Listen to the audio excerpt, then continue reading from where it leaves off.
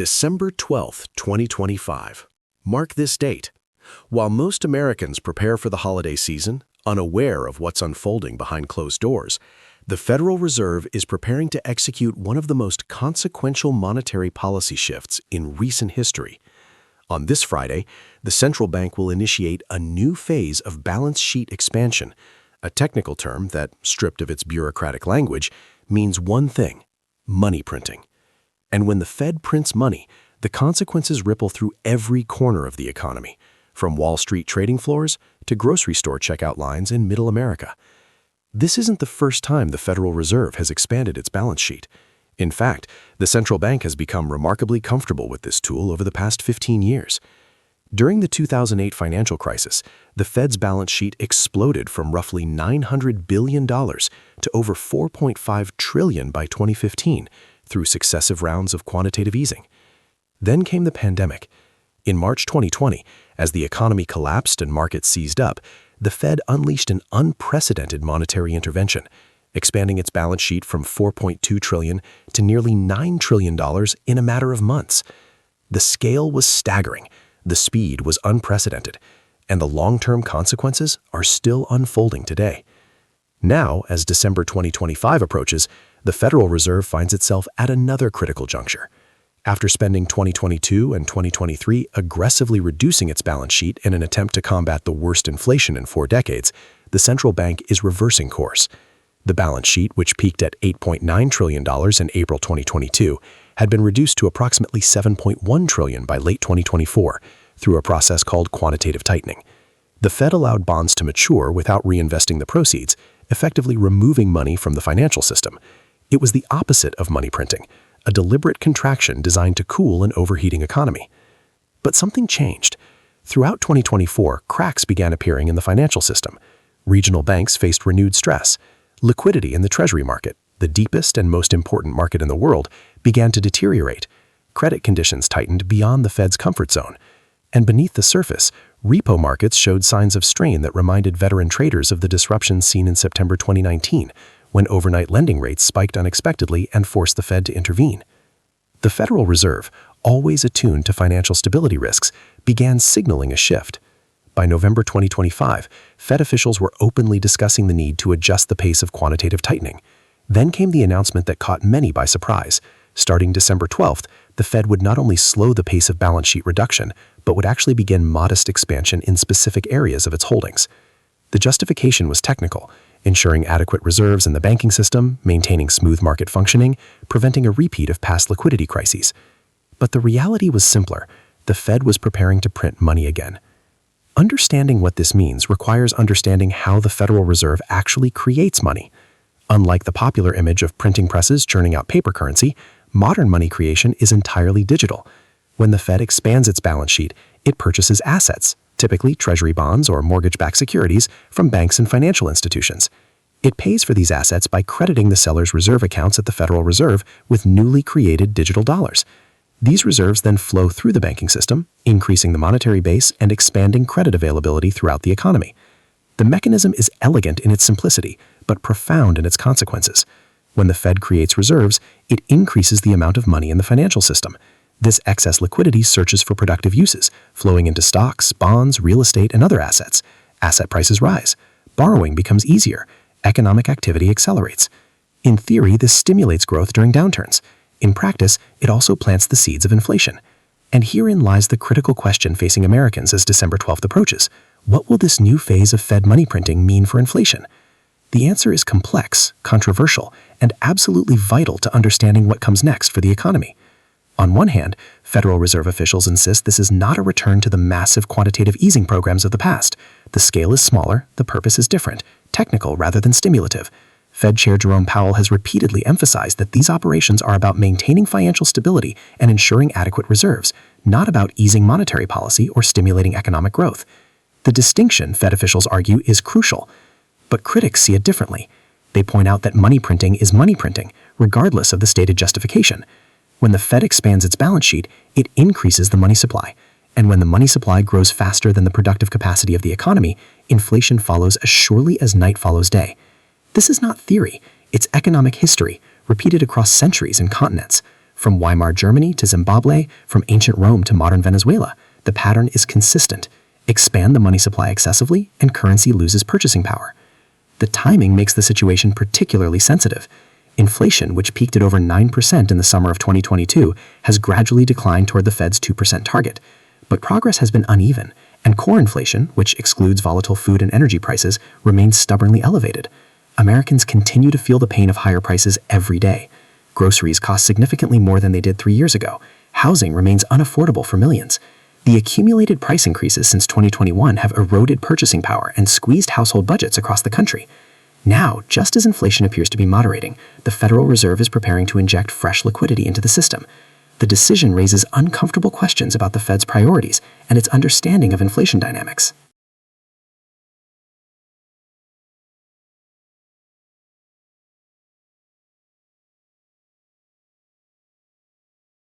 To understand why December 12th matters, we need to examine the intricate machinery of modern central banking and the delicate balance the Federal Reserve attempts to maintain between competing objectives.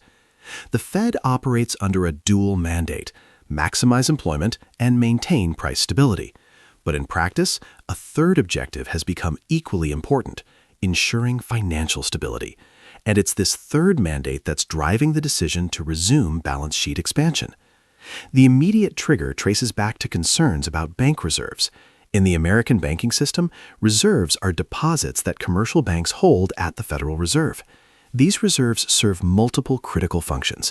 They allow banks to settle transactions with each other, meet regulatory requirements, and provide a buffer against unexpected withdrawals or market stress. When reserves are abundant, the financial system operates smoothly. When reserves become scarce, problems emerge quickly. During the era of quantitative easing that followed the 2008 crisis, the banking system was flooded with reserves. Banks held trillions of dollars in excess reserves at the Fed, far more than required for normal operations. This abundance had important consequences. It kept short-term interest rates pinned near zero, exactly where the Fed wanted them. It ensured smooth functioning of money markets, and it eliminated any concerns about liquidity stress in the banking system. But as the Fed embarked on quantitative tightening in 2022, reducing its balance sheet month after month, reserves began to decline. The Fed was effectively draining liquidity from the system. By late 2024, total reserves had fallen from their pandemic peak of roughly $4.2 trillion to approximately $3.3 trillion. On the surface, this still seemed like an enormous amount, far higher than pre-crisis levels. But the banking system had fundamentally changed. Regulations introduced after 2008 required banks to hold much larger reserve buffers. The financial system had grown, and the level of reserves needed to ensure smooth functioning had increased accordingly. By autumn 2025, warning signs began flashing. Several regional banks reported difficulty managing their reserve positions. Volatility in overnight funding markets increased. The Fed funds effective rate, the interest rate at which banks lend reserves to each other overnight, began exhibiting unusual movements, occasionally pushing above the Fed's target range. These were subtle indicators, easily missed by casual observers, but they carried profound significance for Federal Reserve officials who lived through the repo market crisis of September 2019. That episode remains seared in the institutional memory of the Federal Reserve. On September 16, 2019, overnight lending rates in the repo market, where financial institutions borrow cash by posting Treasury securities as collateral, suddenly spiked from around 2% to over 10%. The surge was dramatic and unexpected. Banks that needed short-term funding found themselves paying exorbitant rates. The plumbing of the financial system had seized up, and the Fed was forced to intervene with emergency lending operations to restore normal market functioning. The 2019 crisis revealed a critical truth. The Federal Reserve doesn't actually know the precise level of reserves needed to keep the financial system operating smoothly. There's no exact number, no clear threshold. It depends on regulatory requirements, bank behavior, market structure, and countless other factors that shift over time. The Fed can only discover the minimum necessary level of reserves by reducing them until problems emerge, at which point they've already gone too far. This uncertainty explains the Fed's caution as reserves declined through 2024. Officials didn't want to repeat the mistakes of 2019. They didn't want to drain reserves so aggressively that financial markets seized up, forcing emergency interventions that would undermine confidence in the central bank's competence. Better to reverse course preemptively, ensuring ample reserves, than to provoke another crisis. But this technical rationale, however valid from a financial stability perspective, collides with a more fundamental economic reality. When the Federal Reserve expands its balance sheet, it creates inflationary pressure. The mechanism works through multiple channels, some immediate and some delayed, but all pointing in the same direction. First, there's the direct monetary effect. When the Fed purchases assets and credits bank reserves, it increases the monetary base, the foundation of the money supply. These reserves don't remain idle at the Fed. They support lending and credit creation throughout the banking system.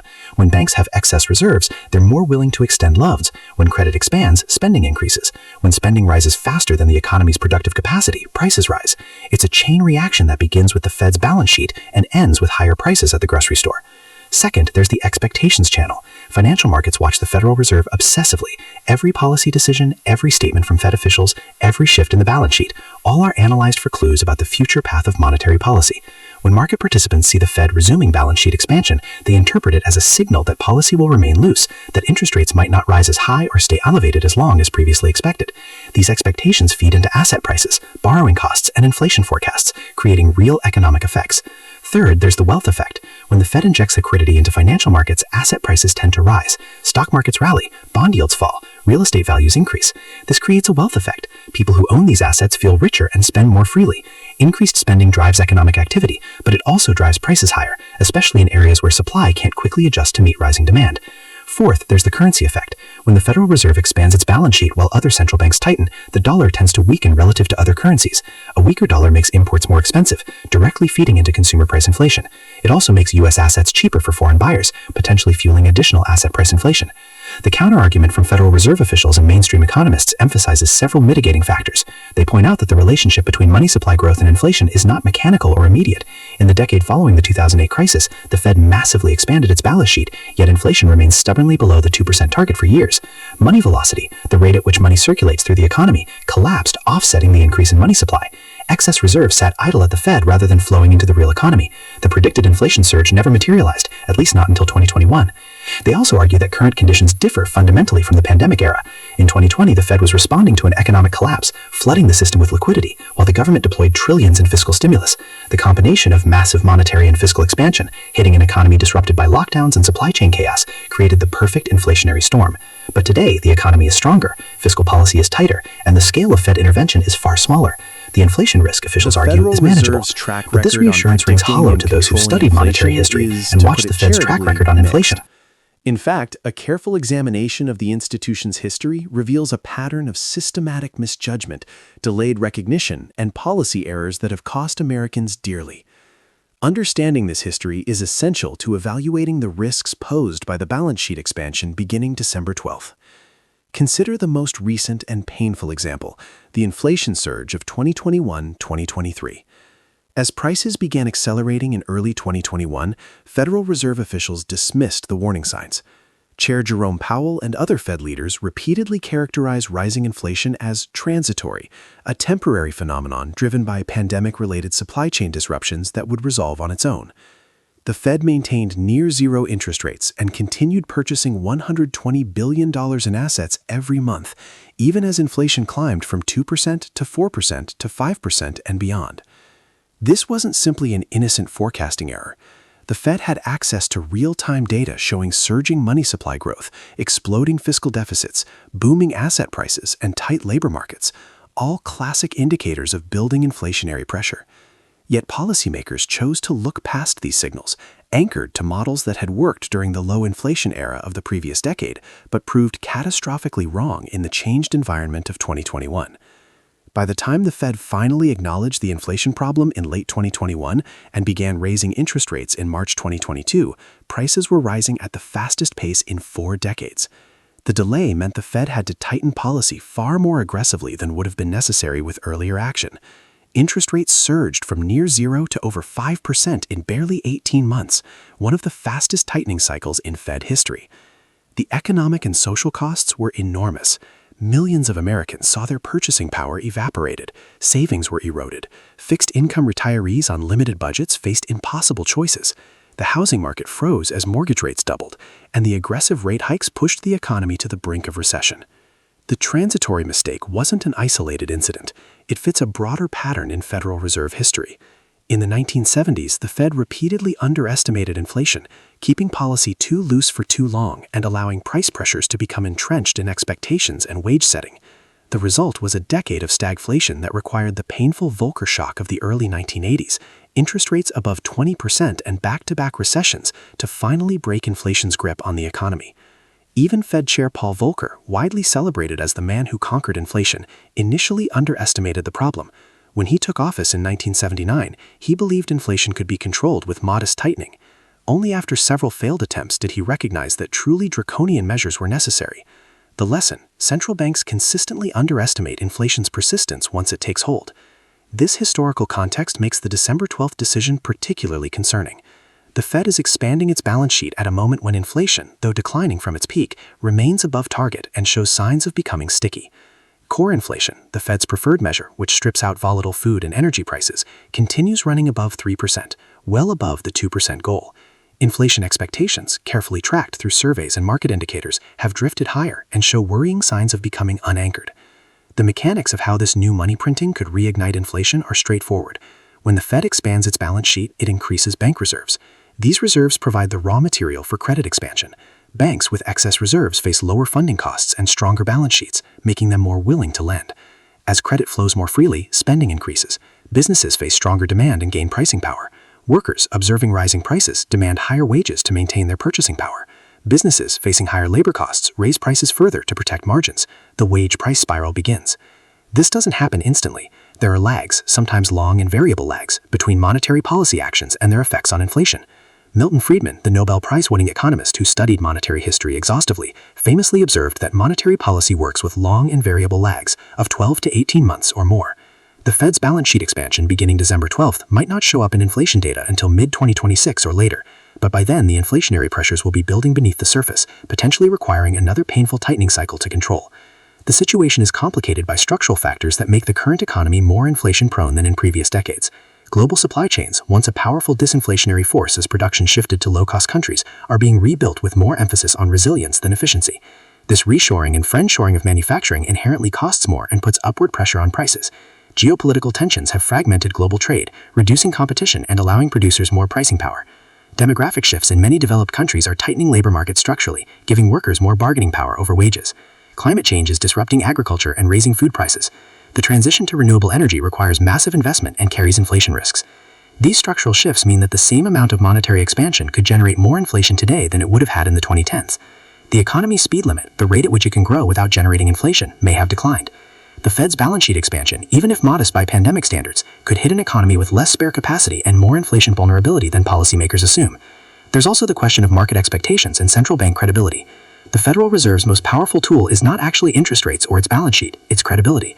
When markets and the public believe the Fed is committed to maintaining price stability, inflation expectations remain anchored. Workers don't demand excessive wage increases because they trust prices will remain stable. Businesses don't engage in preemptive price hikes because they don't expect sustained inflation. Long-term interest rates remain reasonable because bond investors trust the Fed to preserve the dollar's purchasing power. But credibility, once lost, is extraordinarily difficult to rebuild. The transitory mistake of 2021 damaged Fed credibility. The fact that the central bank was so late to recognize inflation, so slow to respond, and so wrong in its forecasts, raised questions about whether officials truly understood the forces driving prices. Now, just as the Fed is attempting to rebuild that credibility by maintaining restrictive policy and bringing inflation back to target, it's expanding its balance sheet again. The optics are terrible, the message is confusing, and the risk to credibility is real. Markets are already reacting. Gold prices, often seen as an inflation hedge, have surged to record highs in recent months. Bitcoin and other cryptocurrencies, which some investors view as alternatives to fiat currencies, have rallied sharply. Break-even inflation rates, the difference between nominal treasury yields and inflation-protected treasury yields, which reflects market expectations for future inflation, have ticked higher. These are early warning signs that markets are growing concerned about the Fed's commitment to price stability. The human cost of getting this wrong cannot be overstated. Inflation is not just an abstract economic statistic, it's a lived experience that affects every American every day. Inflation is fundamentally a regressive tax, one that falls hardest on those least able to bear it. When prices rise, wealthy Americans with diversified portfolios of stocks, real estate, and other assets see their wealth largely protected or even enhanced. Asset prices tend to rise with inflation, preserving purchasing power for those who own them. The affluent can adjust their consumption, shift their investments, and weather the storm with relative ease. But for working-class and middle-class families living paycheck to paycheck, with little or no assets and minimal savings, inflation is devastating. Consider a family earning $50,000 annually. When inflation runs at 2%, the Fed's target, their real purchasing power declines by about $1,000 per year. That's manageable, barely noticeable in monthly budgets. But when inflation surges to 6 or 8%, as it did in 2022, that same family loses $3,000 to $4,000 in purchasing power annually. Suddenly, the grocery bill that was $200 is $260. The rent that was $1,500 is $1,650. The tank of gas that cost $45 now costs $60. These aren't abstractions. They're real cuts to living standards that force painful choices between necessities. Retirees face even grimmer circumstances. Social Security benefits adjust for inflation, but with a lag and based on official measures that often understate the true cost increases retirees face, particularly for healthcare. A retiree who carefully saved for decades, building a nest egg they expected to last through their retirement, watches that purchasing power erode year by year as inflation eats away at fixed income investments. The financial security they worked their entire lives to achieve vanishes, not through reckless spending, but through monetary policy decisions made in distant Washington boardrooms. Young people trying to build wealth face their own inflation nightmare. Saving for a down payment on a house becomes an exercise in futility when home prices rise faster than wages and faster than they can possibly save. The American dream of homeownership, already strained by decades of housing undersupply and restrictive zoning, slips further out of reach with each inflationary surge. An entire generation risks being permanently locked out of wealth-building opportunities that previous generations took for granted. This is the stakes of the decision facing the Federal Reserve as December 12th approaches. The technical justifications for balance sheet expansion, maintaining adequate reserves, ensuring financial stability, supporting market functioning, are real. The Fed isn't wrong that reserve scarcity poses risks.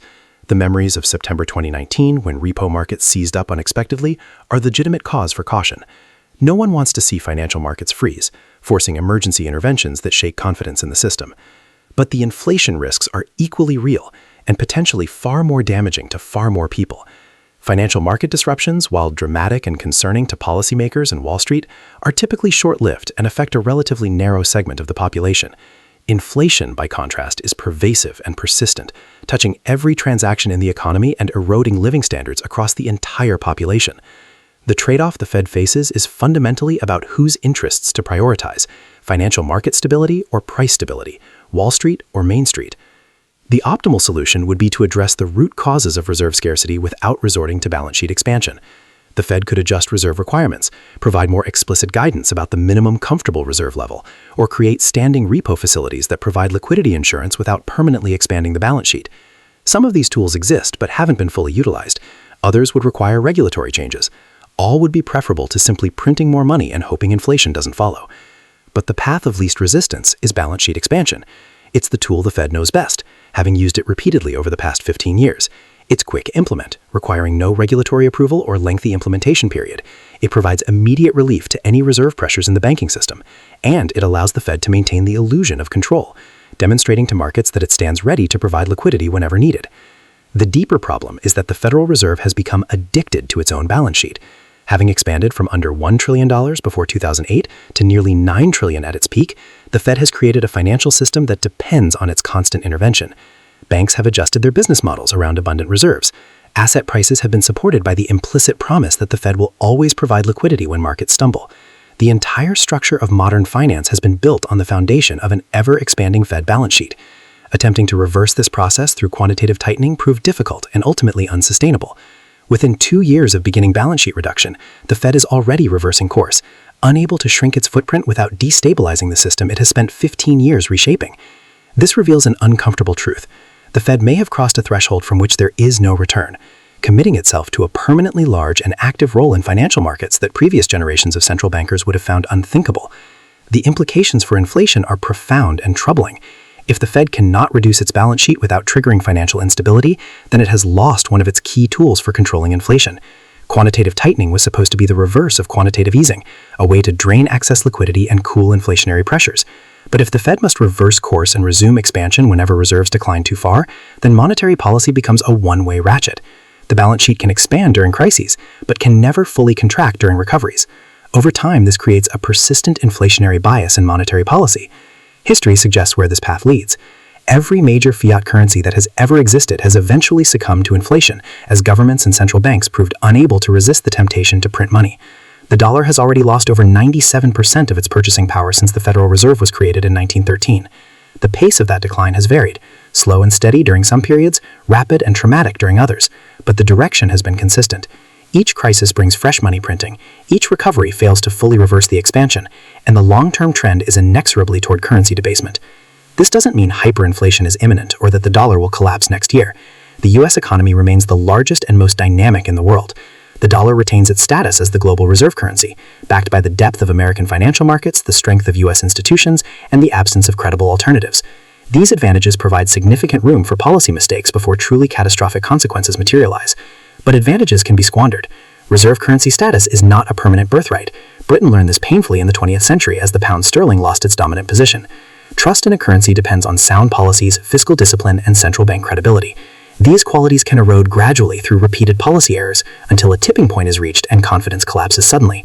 December 12, 2025 represents one more step down this path, not a catastrophic leap, but another incremental move in a dangerous direction. The Federal Reserve, facing uncomfortable trade-offs between financial stability and price stability, is choosing the path that protects markets at the potential expense of purchasing power.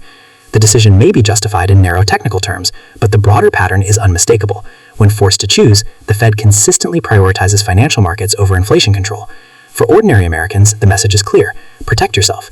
In an environment where the central bank demonstrates repeatedly that it will print money when pressured, and where structural economic forces are increasingly inflationary, preserving purchasing power requires active strategy. This means investing in real assets, real estate, commodities, stocks, and companies with pricing power that can keep pace with or exceed inflation. It means minimizing exposure to fixed income investments that will be eroded by rising prices. It means understanding that cash is a depreciating asset in an era of persistent inflation. The tragedy is that these strategies are available primarily to the affluent. Those with capital can protect themselves through diversification and inflation hedging investments. Those living paycheck to paycheck have no such options. They must simply endure inflation's assault on their living standards, hoping wages eventually catch up with prices, watching their economic security erode through forces beyond their control.